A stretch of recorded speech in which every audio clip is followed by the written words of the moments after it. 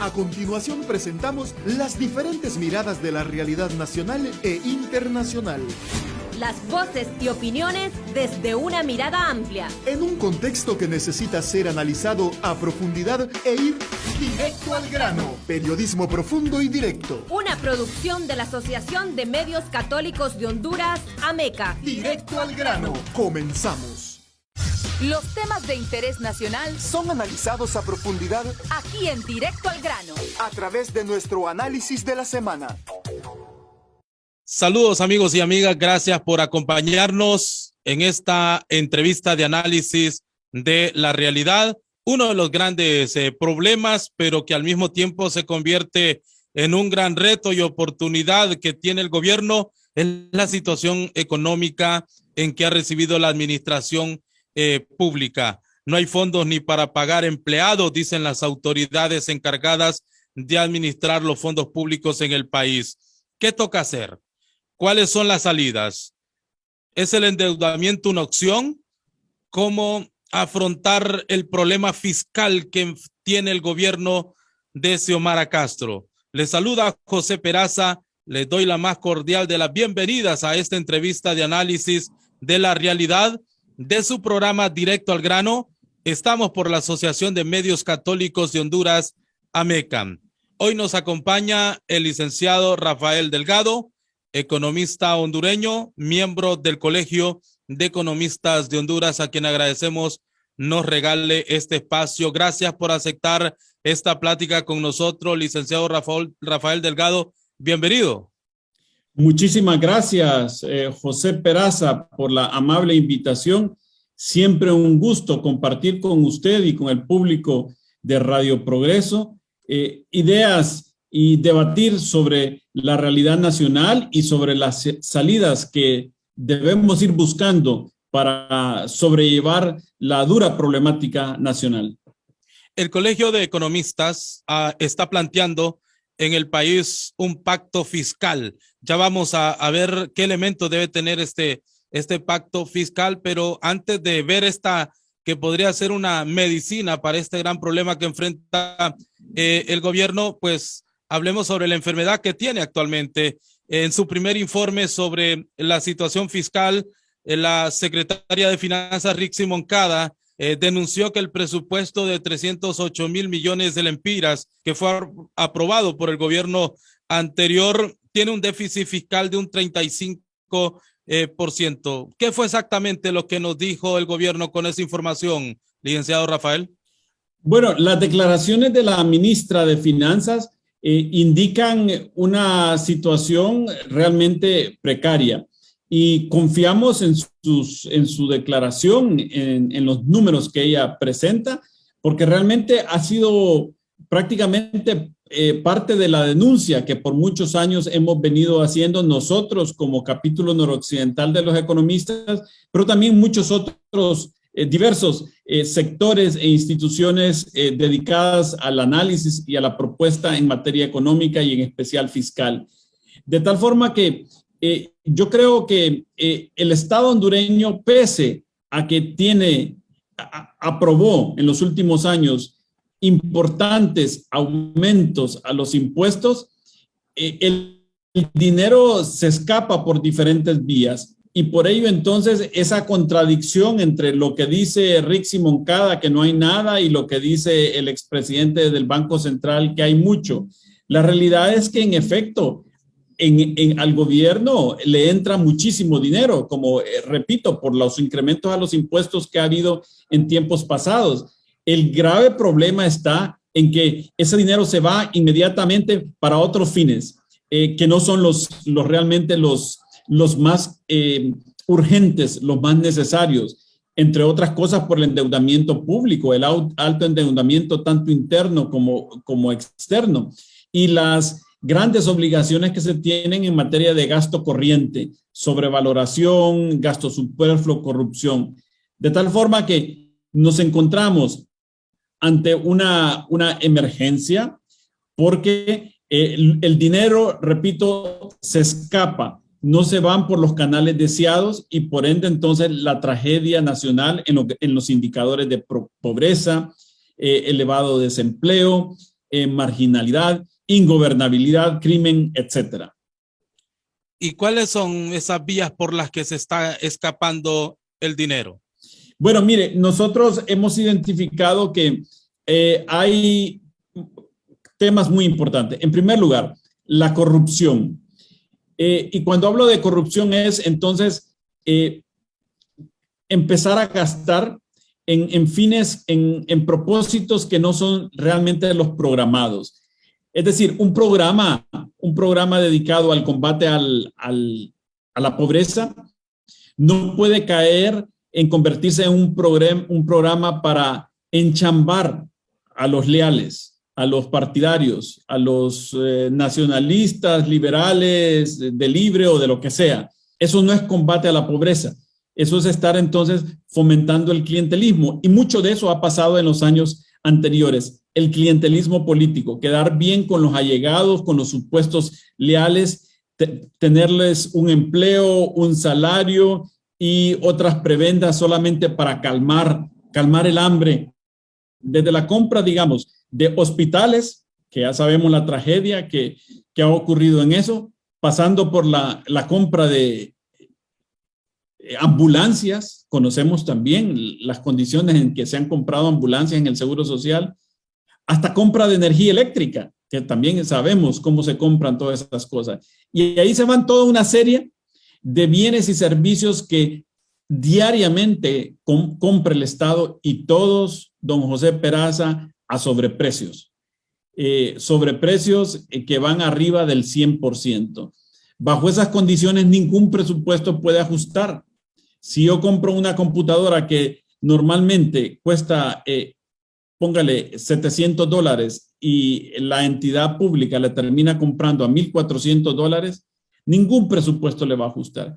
Si yo compro un hospital a un sobreprecio de 100%, no va a ajustar el presupuesto. Si yo construyo una carretera igual, con una licitación amañada, y al final el proyecto me sale por póngale 100 millones de lempiras, pero se pudo haber construido con 50 millones de lempiras. Entonces, ahí se escapan miles de millones de lempiras. Estimaciones indican que se pueden ir hasta 50,000 millones de lempiras en sobreprecios que paga el Estado. Como le digo, desde la compra de una computadora para una institución pública, pasando por la compra de energía eléctrica, hasta la compra de un hospital y la construcción de una carretera.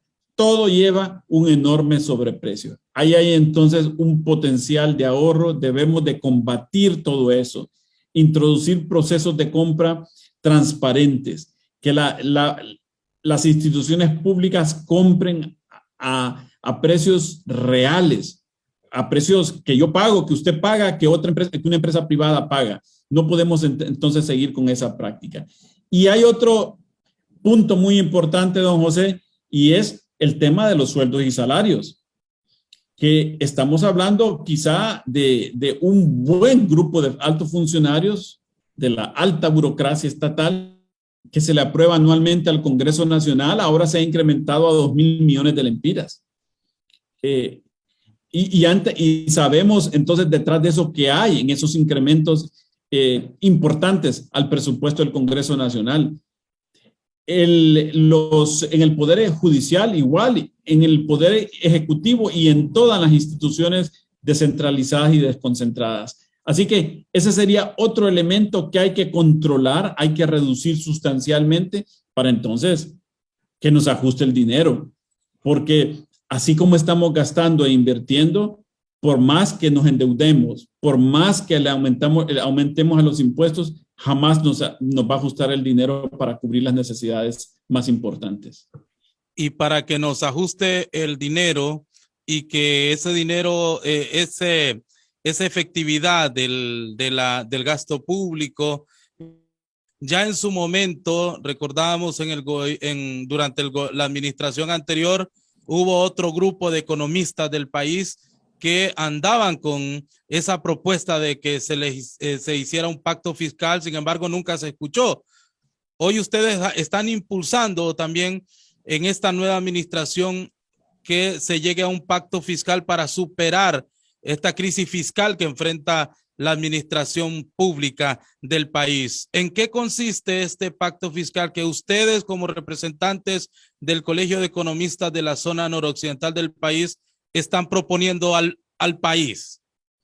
Bien, lo que nosotros proponemos es que siendo un momento tan importante, estando en un momento tan importante como es el inicio de un gobierno y con el amplio respaldo que obtuvo la actual presidenta, prácticamente de una alianza ciudadana contra la dictadura, entonces este momento es propicio para lanzar un proceso que incluya a muchos actores de fuerzas económicas y sociales del país, para que nos sentemos a conversar, los entendidos en la problemática, pero también los beneficiarios de todos los fondos públicos y los contribuyentes también, para que entonces demos propuestas muy puntuales y respuestas muy que lleguen al meollo del asunto, pero las condiciones no se daban. Yo creo que ahorita se dan las condiciones para que las fuerzas más importantes se sienten a dialogar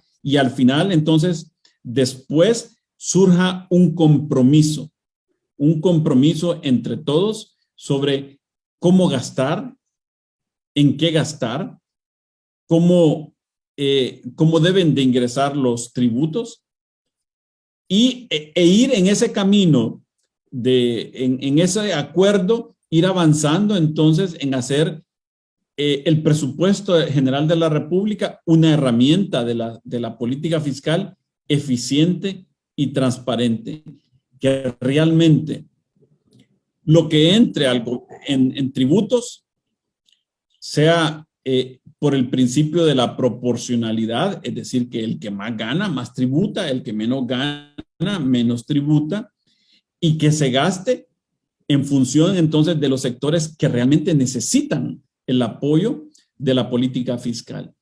Eso es en grandes términos entonces lo que estamos proponiendo.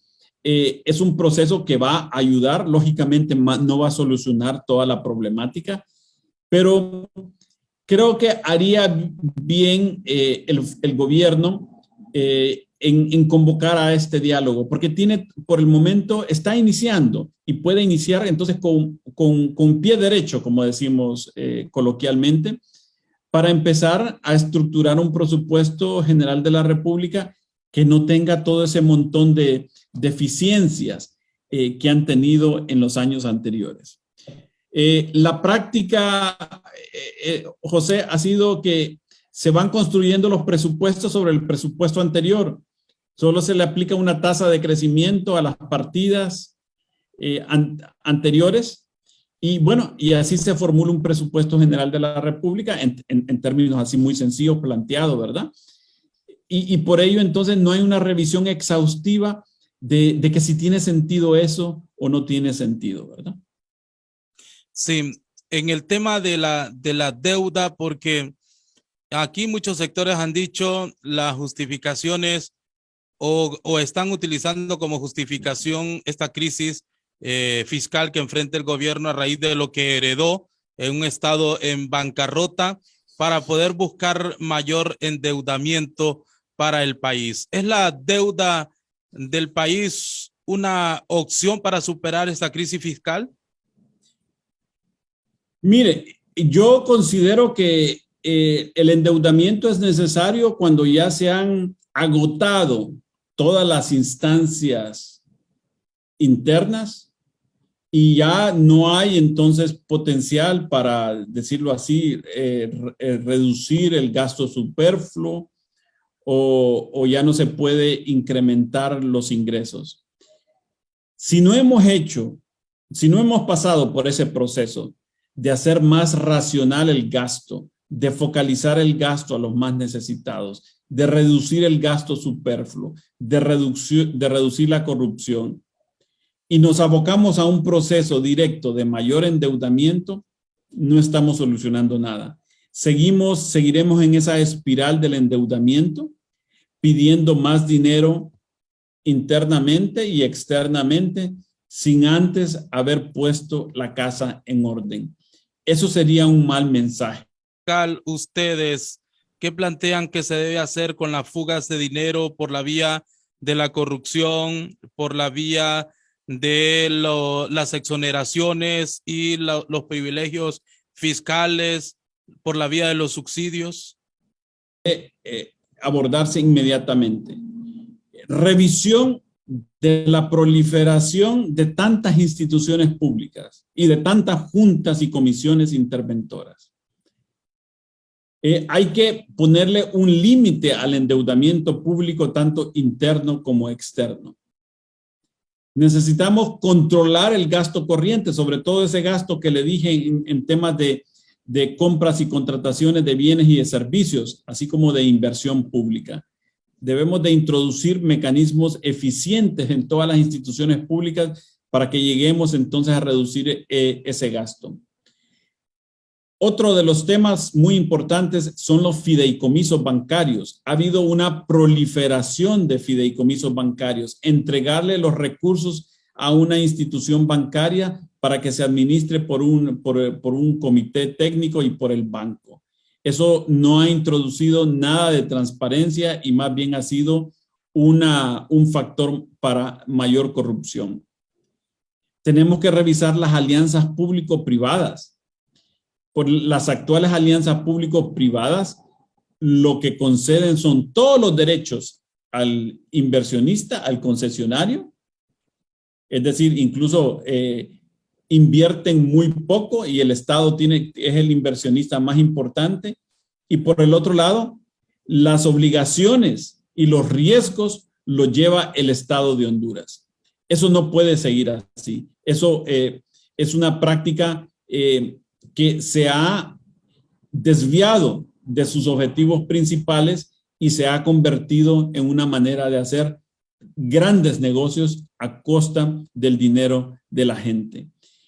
Y por otro lado, por el lado de los ingresos, hay que revisar las exoneraciones fiscales. Eso ya lo hemos venido repitiendo por muchos años. Incluso hay estudios que indican el costo de todas esas exoneraciones fiscales, que son también multimillonarias. Entonces tenemos que revisar realmente a quién se le pueden dar exoneraciones fiscales, pero no seguir fomentando las exoneraciones fiscales al amparo en el contexto de la campaña electoral, en el contexto de los amigos, para comprar lealtades, para comprar inmunidad. Y tenemos que revisar la estructura de impuestos. Los impuestos deben de ser proporcionales a sus ingresos. No podemos estar castigando más al que gana menos y castigando menos al que gana más. Eso no es proporcionalidad. La carga tributaria debe estar sobre los hombros de los que más ingresos tienen. Los que reportan más ingresos y más patrimonio. Y al que tiene menos ingresos y menos patrimonio, pues se le debe de poner una carga proporcional a esos ingresos y a su patrimonio. Así que, don José, esos son los grandes temas que quisiéramos de que se discutieran para que en cada uno de esos temas se lleguen a acuerdos a través de un pacto fiscal. Ese es el camino que escogen los pueblos que realmente buscan no solamente reducir el déficit fiscal, sino que crear gobernabilidad, fortalecer las instituciones. Una política fiscal sobre la base de un consenso de las principales fuerzas políticas va a tener el respaldo de todos, va a generar gobernabilidad, va a generar confianza. Así que quizá para ir reduciendo barreras, sobre todo del gobierno, que puede creer de que un proceso de esto va en detrimento de su poder, de sus decisiones, es más bien una herramienta para fortalecer las instituciones públicas, para darle más contenido a las herramientas y a las decisiones que se tomen. Ahora, ¿qué piensan ustedes se debe hacer con las empresas públicas? Sobre todo, hablamos de la NE, de Hondutel y de la Portuaria, que son 3 empresas públicas que bien administradas le generan un buen colchón, un buen impacto económico al gobierno. Creemos que las instituciones públicas estratégicas deben de conservarse. Esas instituciones como la ENE, que generan un servicio tan importante para la economía y la población nacional, deben de quedar en patrimonio del Estado. Pero, ¿qué es lo que ha pasado en los últimos años? En los últimos años hemos venido viendo una intención velada de ir debilitando las instituciones paulatinamente para que llegue el momento en que habrá que tomar una decisión. Y lógicamente, como la institución va a estar cerca de la quiebra, muy debilitada financieramente, entonces se diga, ok, no hay otro camino más que venderla. Entonces, al final pareciera ser una decisión deliberada de no ir en auxilio, de seguir debilitando las instituciones para que al final entonces esté sobre la mesa en bandeja de plata, lista para ser vendida a cualquier precio. Entonces, no estamos de acuerdo en desmembrar las instituciones del país, las instituciones públicas fuertes.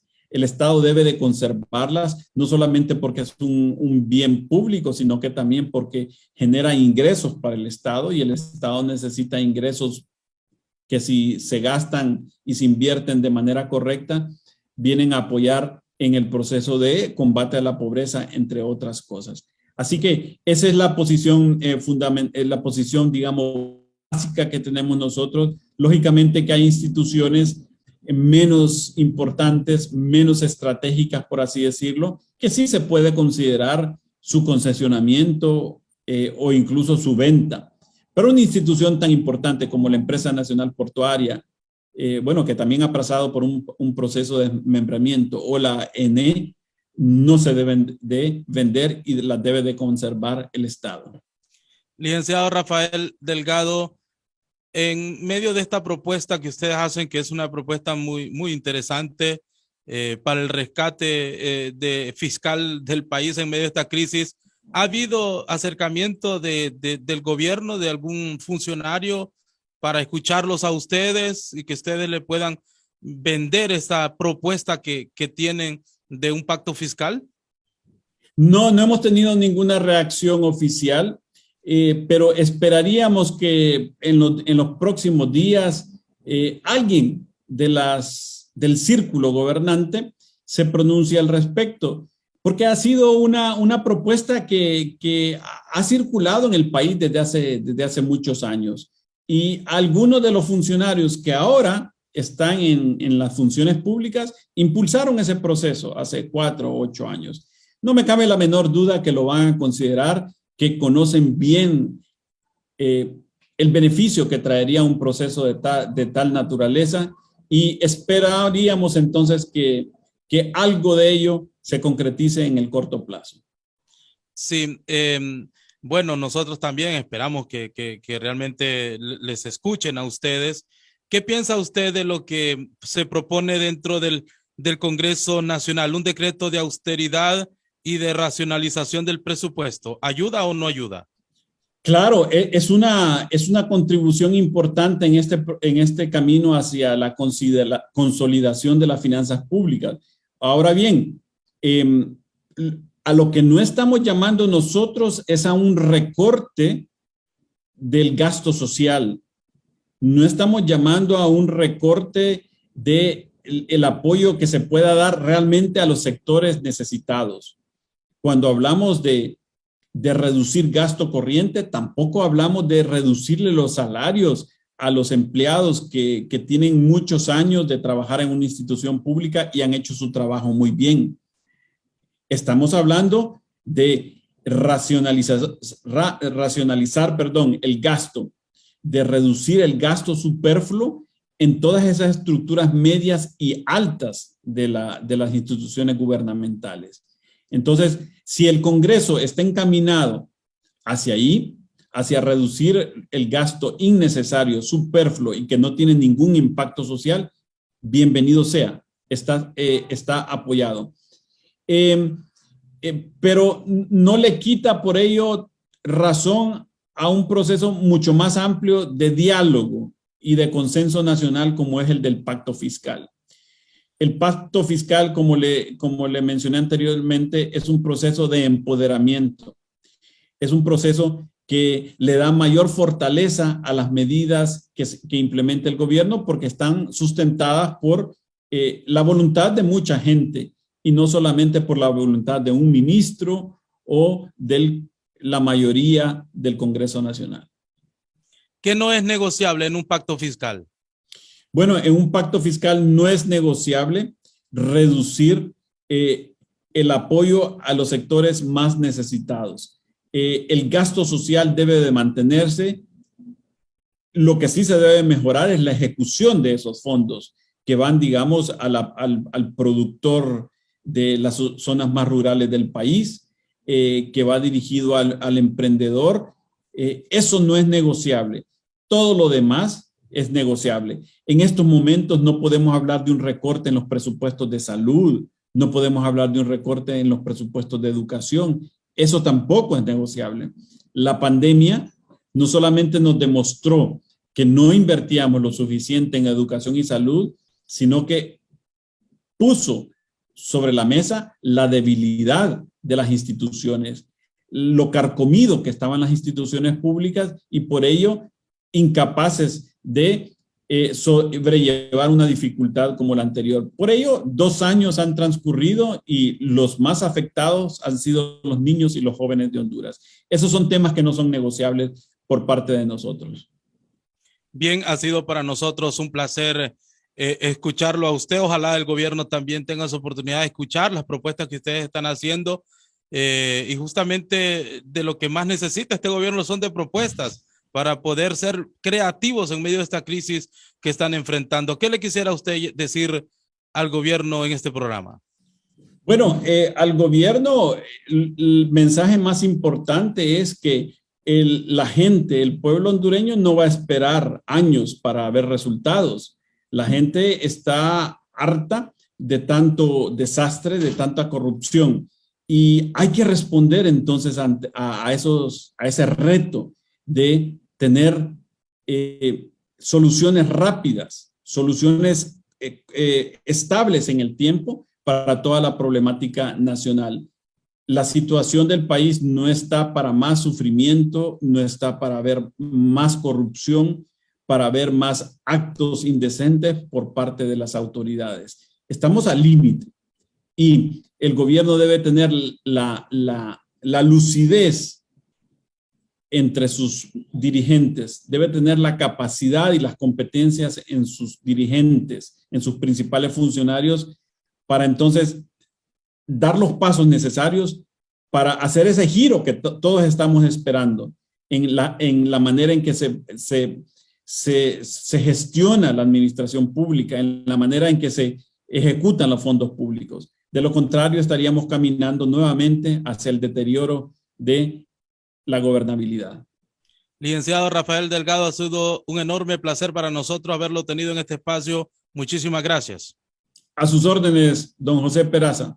Muchísimas gracias. Gracias al licenciado Rafael Delgado. Él es economista, integra el Colegio de Economistas de Honduras, capítulo de la zona noroccidental. Ha estado con nosotros en este espacio de análisis. Gracias a ustedes por su atención. Le invitamos para que continúen en la sintonía de su radio favorita. Quedó informado e informada con las diferentes miradas de la realidad nacional e internacional. Escuchó las voces y opiniones desde una mirada más amplia. Solo aquí. Directo al grano. Periodismo profundo y directo. Una producción de la Asociación de Medios Católicos de Honduras, AMECA. Hasta un siguiente programa.